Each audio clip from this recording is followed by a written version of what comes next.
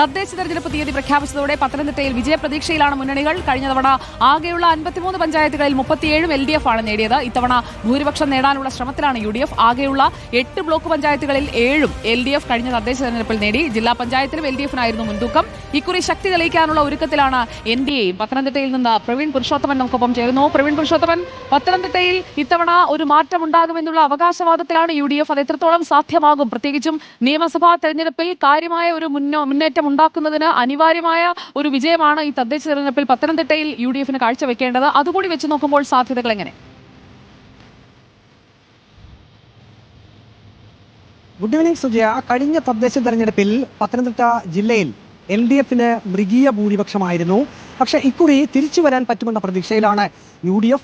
നമ്മൾ ആദ്യം തന്നെ ഈ നഗരസഭകളുടെ കണക്കെടുക്കുമ്പോൾ പത്തനംതിട്ട ജില്ലയിൽ 4 നഗരസഭകളാണുള്ളത്.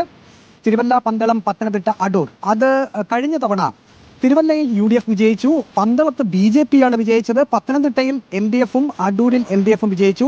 ഈ പന്തളത്ത് BJP വിജയിച്ചത് അത് കഴിഞ്ഞ തദ്ദേശ തെരഞ്ഞെടുപ്പിൽ ഏറ്റവും ശ്രദ്ധ നേടിയ ഒന്നായിരുന്നു. പക്ഷേ ഇക്കുറി LDF-ഉം UDF-ഉം ഒരേപോലെ പറയുന്നത് പന്തളം നഗരസഭയിൽ ഇക്കുറി തങ്ങൾ വിജയിക്കുമെന്ന് തന്നെയാണ്. അതോടൊപ്പം തന്നെ BJP-യും NDA-യും അവിടെ ഇപ്പോൾ പറയുന്നത് ഭരണം തുടരും എന്ന് തന്നെയാണ്.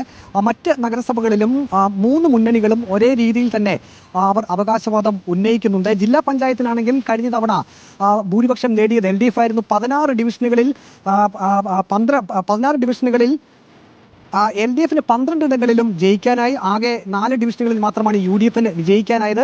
ഇക്കുറി പക്ഷേ ജില്ലാ ഡിവിഷനുകളിൽ അത് UDF തിരിച്ചു വരും എന്നുള്ള പ്രതീക്ഷയാണ് UDF ക്യാമ്പ് വെച്ച് പുലർത്തുന്നത്. പഞ്ചായത്തുകളാണെന്നുണ്ടെങ്കിൽ നേരത്തെ സൂചിപ്പിച്ചതുപോലെ തന്നെ 53 പഞ്ചായത്തുകളിലും 37 പഞ്ചായത്തുകളിലും LDF വിജയിച്ചു. UDF-ന് 13 പഞ്ചായത്തുകളിലെ വിജയിക്കാൻ സാധിച്ചുള്ളൂ. BJP-ക്കാകട്ടെ 3 പഞ്ചായത്തുകളിലും അവർക്ക് ഭരണത്തിൽ വരാൻ സാധിച്ചു. പക്ഷേ ഇക്കുറിയാണെങ്കിൽ ഈ പഞ്ചായത്തുകളെല്ലാം തന്നെ UDF ഭരണത്തിൽ വരുമെന്ന് UDF നേതൃത്വം പറയുന്നു. അതേസമയം കഴിഞ്ഞ തദ്ദേശ തെരഞ്ഞെടുപ്പിലെ അതേ വിജയം തന്നെ ഇക്കുറിയും നിലനിർത്തുമെന്നാണ് LDF ക്യാമ്പും പറയുന്നത്. കഴിഞ്ഞ തദ്ദേശ തെരഞ്ഞെടുപ്പിൽ UDF-നെ സംബന്ധിച്ച് വലിയ വെല്ലുവിളിയായത് റിബൽ ശല്യമായിരുന്നു. ഇന്ന് പത്തനംതിട്ടയിൽ UDF convener Adoor Prakash MP തന്നെ ഈ റിബലുകളെ സംബന്ധിച്ച് ഒരു പ്രസ്താവന നടത്തിയിരുന്നു. അദ്ദേഹം പറഞ്ഞത് റിബലുകളുടെ സാന്നിധ്യം ഇക്കുറി മുൻകൂട്ടി കണ്ടുകൊണ്ട് അതില്ലാതാക്കുന്നതിനുള്ള പ്രവർത്തനങ്ങൾ സംസ്ഥാനമെമ്പാടും തന്നെ തുടങ്ങിയിട്ടുണ്ട് എന്നുള്ളതാണ്. അതുകൊണ്ട് തന്നെ പത്തനംതിട്ട ജില്ലയിലും കഴിഞ്ഞ തദ്ദേശ തെരഞ്ഞെടുപ്പിൽ UDF-ന് വെല്ലുവിളിയായ റിബൽ ശല്യം ഇക്കുറി ഇല്ലാതാക്കാനുള്ള പ്രവർത്തനങ്ങൾ നേരത്തെ തുടങ്ങി എന്ന് തന്നെയാണ് UDF നേതൃത്വം വ്യക്തമാക്കുന്നത്. അതേസമയം വിജയപ്രതീക്ഷയിലാണ് പത്തനംതിട്ടയിലെ മുന്നണികൾ. മുനിസിപ്പാലിറ്റികൾ അടക്കം പോരാട്ടം കടുക്കുന്നതായിരിക്കും നമ്മൾ അവിടെ കാണാൻ പോവുക.